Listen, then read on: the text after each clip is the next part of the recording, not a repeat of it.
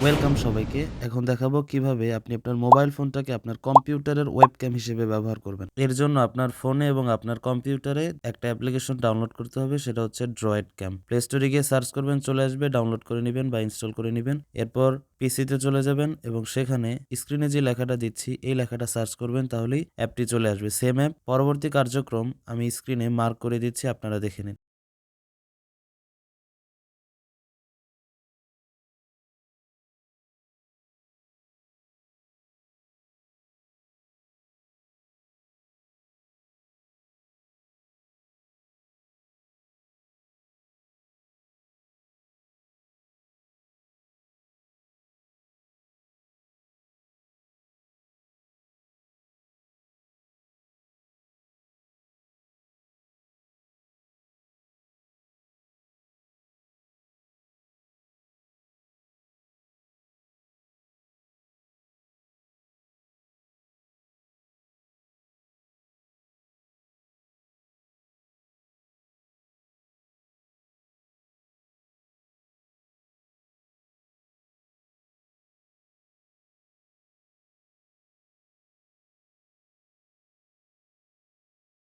তো এভাবেই খুব সহজে আপনি কাজটি করতে পারবেন। কোনো সমস্যা হলে অবশ্যই আমাকে কমেন্ট করে জানাবেন, আমি সমাধান দিব।